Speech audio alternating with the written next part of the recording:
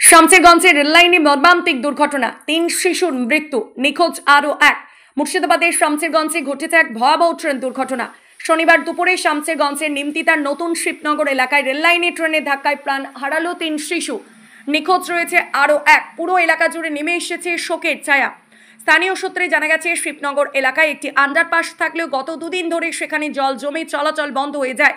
ফলে বাধ্য হয়ে রেললাইন দিয়ে আসা যাওয়া করছিলেন স্থানীয়রা। ঠিক সেই সময় শিশুদের একটি দল রেললাইন পার হওয়ার চেষ্টা করছিল।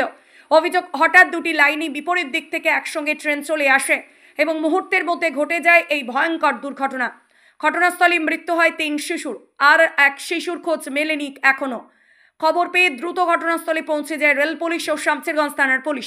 উদ্ধার করা হয় মৃতদেহগুলি, পাঠানো হয় ময়না তদন্তের জন্য। ঘটনাস্থলে পৌঁছেছেন ফারাক্কার এসডিপিও শেখ শামসুদ্দিন সহ জেলা পুলিশের উচ্চপদস্থ আধিকারিকরা।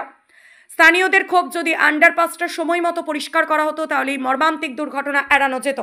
বর্তমানে এলাকায় গভীর শোক ও আতঙ্কের পরিবেশ বিরাজ করছে।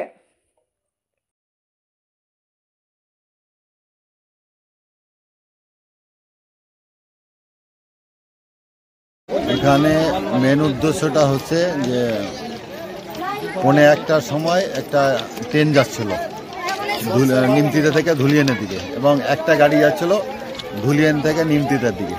দুটো গাড়ি ক্রসিং হচ্ছিল এবং এখানে 4টা বাচ্চা ছেলে খেলাধুলা করছিল। আতঙ্কে ওরা এদিকে যাবে কি ওদিকে যাবে, এটা কিন্তু ওরা কুল কিনারা করতে পারেনি। তাদের বয়স প্রায় 10 বছর, 11 বছর, কাউরি 9 বছর। আমরা এসে যা দেখলাম তাতে 3টা স্পট ডেড এবং একটা বেঁচে আছে বর্তমানে। আসল সমস্যা হচ্ছে এখানকার যেটা আমাদের নিমতিতায় যাওয়ার যে সাজির মোড়ের যে যাওয়ার রাস্তা, যে ক্যালভেট, সেই ক্যালভেটে এখন প্রায় 6 ফুট থেকে 7 ফুট জল। এই রাস্তাতে মানুষ যাতায়াত করতে পারে না। এখন বর্তমানে নিমতিতা দিয়ে গেলে কিংবা সাজির মোড়ের দিকে গেলে সেই মানুষগুলোকে রেলের উপর দিয়ে যেতে হয়। এটা আমাদের কাছে খুব দুঃখজনীয় যে ছোট ছোট বাচ্চা পার হতে গিয়ে মারা গেল।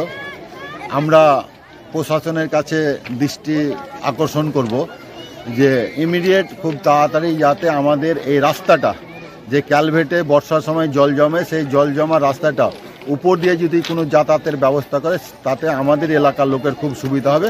কারণ 6 মাস মানুষ কিন্তু রাস্তা দিয়ে যেতে পারে না, কারণ জল জমে থাকে এবং জলটা ছেঁচারও কোনো বুদ্ধি নেই, কি যাওয়ারও কোনো নাই।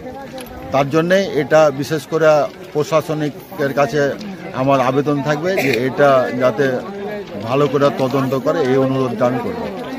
আচ্ছা, যারা মারা গেল বাচ্চাগুলো, তাদের কি স্থানীয় এলাকাতেই বাড়ি? হ্যাঁ, তাদের বাড়ি হচ্ছে, দুজনের বাড়ি হচ্ছে শামসেরগঞ্জে পড়ে এবং দুজনের বাড়ি হচ্ছে সুতি পড়ে, মানে নতুন শিবনগর আর মদিপুরটা হচ্ছে পাশাপাশি। সুতি আর শামসেরগঞ্জ লাগোয়া, মানে এলাকারই পাশেকারই সব। আচ্ছা, দুর্ঘটনা কি জলটার কারণেই ঘটলো মনে করছেন?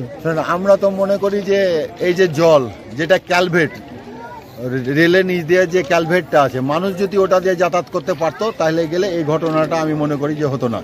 কারণ ওখানে যেহেতু 6 ফুট 7 ফুট জল আছে, মানুষ তো ওখান দিয়ে যেতে পারবে না। তার জন্যই রেলের ওপর দিয়ে মানুষকে কিন্তু যাতায়াত করতে হয়।